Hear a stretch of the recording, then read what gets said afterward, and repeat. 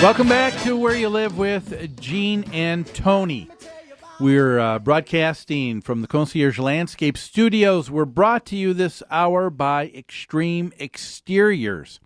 And if you're just joining us, we had a great conversation with Harvella Jones. And Harvella's from Texas. She's a homeowners rights advocate, and we've talked to her before. She's a very passionate person, fun to talk to. Yeah, and we were talking about this case with family had that brick wall. They wanted to have more of a line of sight to visually be able to see things, so nobody could hide. They had some. They had some scares with someone accosting their daughter. So rather than and I understood Harvella's point. She didn't say this homeowner deliberately thumbed his nose at the association, and I see what she's saying. That's right. He just didn't think about the association, and he went ahead and replaced this brick wall with a wrought iron fence. And our issue is, why didn't he, or no, he's at fault here because he didn't follow the proper process with his homeowners association. Yeah, and you know, I'm going to take this back, and this happened, and I've told this story before. My very first foray as a landlord and owner of rental property in the city in the city of Minneapolis. Yeah. I called because I had a tub that needed to be pulled out because bathtub. They enamel was peeling, it was looking awful. This was an old house. Old house, yep. Yeah. And so I found another one that would fit in perfectly. You're just disconnecting a few things, connecting it. I called and I asked, hey, is this considered a something I can do? And they said, oh, you can do work as long as it's not a major structural change. Oh, okay. So you even asked first. So they said, as long as it's not a major structural change. Okay. And that was it. So I thought, well, this is not a structural change. No. I'm just swapping something out. I'm replacing something. Later I find out they considered it a major structural change. Oh. And so even though did the city just go to me and say, Gene, you know what? You made a mistake. So you should have pulled a permit. So here's the cost for the permit. And we want your apology. And then there's a fine. Yeah. You know, I could see that. Yeah. But no, what they did is they made me pull the permit. They made me pay a fine. And then even though the inspector who finally came out said everything was done correctly, it had to be pulled out, and another plumber had to put it in. So this didn't cost me, just a couple $100. It cost me about $1,000 after everything was done, just for a stupid tub. Right. And what did they say at the city of Minneapolis? Ignorance of the law is no excuse. Right. And I'm just thinking that this is similar. Here. A homeowner association also has to take a look at the common good of their community. Of all members. That's right. And the property values. They are responsible. They're fiduciary responsible for all of those things. And to make sure that they are taking everybody into consideration, because you can't build something if someone else doesn't approve of it. That's in most cities, if you want to go to the city, you're not going to immediately be able to get a change.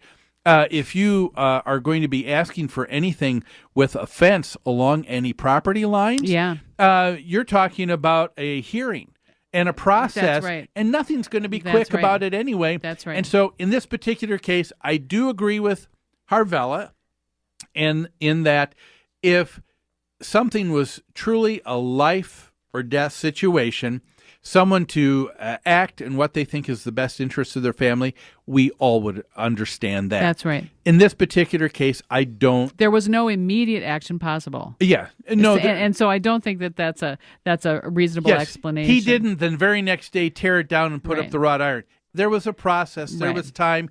And our point is, if you go through process and time, then continue to go through all the other channels to make sure it's okay. Well, and it sounds like he installed an attractive wrought iron fence. No one is saying this looks bad. I tried to make the point that if I were in his shoes, what if I wanted to put in a 15-foot stockade fence, and I wanted to put it all the way around my property.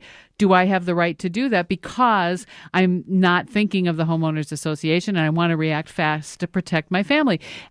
If the homeowners association doesn't want to allow me to do that, then they have to make me follow the same process that this Mr. True, or excuse me, they have to make Mr. True follow the same process they would make me follow. You know, that would be an interesting discussion with Harvella sometime. We'll have to have her back on the show again. Okay. And that's talking about, she had, I got the impression that she has sort of a varying degree of importance with what should be enforced and what shouldn't. With yes, when it comes to rights and authority, it would be helpful to find out in a broader sense what she feels and to try and try and understand that. Yeah. But anyway, folks, what do you feel about this case? Do you agree with Harvella Jones? Do you agree with this homeowner? Are you in an association where that happened? Maybe you'd like to let us know about that situation or tell us what you think. To do that, we've got something for you, a hotline. Yes, call our hotline, 952-224-2668, and tell us how you feel. Yeah. And then, of course, any of those calls that are recorded there, we will pick up and record at next week's That's show. a good thing to mention. So, use only nice words. if we were because we'd like to play it on the air. Yeah, we had one person who called a couple times and said, I've got a comment, and he didn't leave it, I think, because he thought perhaps it was still a live show. I see. But we're recording earlier in the week to be broadcast on Sunday. That's right. Well, let's talk next about this situation here. An HOA blamed in the death of someone by an alligator. Tony? This is dated October 18th, 2011. It comes from the Atlanta Journal. Law school students, mark your calendars for February. The Georgia Supreme Court has agreed to hear a gruesome civil suit over who's to blame for an 83-year-old woman's death by alligator at a coastal Georgia country club and subdivision. In 2007, Gwyneth Williams was house-sitting for her daughter while she was in Europe. A neighbor later found Gwyneth's dismembered body floating in a lagoon on the property. The contents of the stomach of an alligator captured within the lagoon confirmed that it had attacked the woman. But the Landings Country Club and Homeowners Association, who have now been sued by the woman's family for negligence, dispute that this was the cause of death and have posited the possibility that Williams died of a heart attack first. The State Court of Appeals sided with the family who made this argument. This alligator came out of one of the petitioner's lagoons, one of the Landings Homeowners Association lagoons. This lagoon was man-made. According to one of the petitioner's own experts, the alligator was 12 to 25 years old. The alligator had been present in the lagoon for a long time and could have and should have been easily discovered and removed. That's a big alligator. That is. 12 to 25 years old. The Landing argued the alligators found within the Landings community are wild animals that migrate to and from Skidaway Island. Long-standing precedents elsewhere argue a landowner should not be penalized for the presence of wild animals on his or her property unless the owner has, by his or her own actions, taken control or possession of the indigenous wild animal or introduced a non-indigenous animal to the property. According to the country club's petition for a Supreme Court hearing, Georgia courts have one unsatisfactory precedent involving damage caused by a wild animal. A 1935 civil suit involving a monkey or perhaps a baboon. That was Baboon versus Jones, a very important case. That's right. And this baboon had escaped a private zoo. A hearing in the Williams case has been tentatively set for early next year. So our question for debate here is, does the Homeowners Association have any responsibility for the fact that there was an alligator on the property that harmed a woman? Yeah. Well, a couple things that I do know in preparation for this called the Georgia DNR. Yes, you spoke to them. Yeah, and they said, alligators, that's a common occurrence, and I guess they have public service announcements, and there's a regular, a message that goes out that if people are concerned and see alligators, they are to call the DNR. They will come out and pick up. They'll remove the alligator at no charge. Right. It sounds like it's a public service. It's part of what the state provides for the safety of their folks. So, Gene, do you think the homeowners association was responsible for this woman's death? No, I have an issue when we naturally want to always blame another entity, and part of the way it goes is people ask the question, well, who has the deeper pockets? I mean, that's the question. So it becomes an issue. Yeah. It becomes an issue of money. I am sorry at the death of this woman, and I'm sure the family feels terrible about it.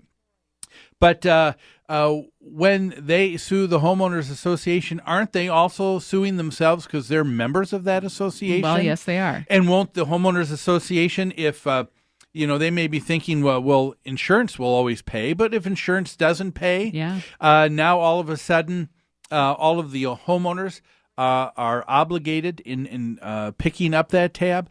I just don't know that I can see that there is necessarily a direct correlation with the HOA being responsible. Okay. I agree with that. I don't think the HOA should be responsible for any and every accident that occurs on the property. I do think if they're aware of the problem, they have some responsibility to take action to protect their members. Yeah. That would be my only argument. Yeah. Well, looks like we need to go to break. Folks, this would be something else we'd love to hear from you on as well. But we're going to break right now for a few messages. You're listening to Where You Live with Gene and Tony on AM 1280 The Patriot. We'll be back after this.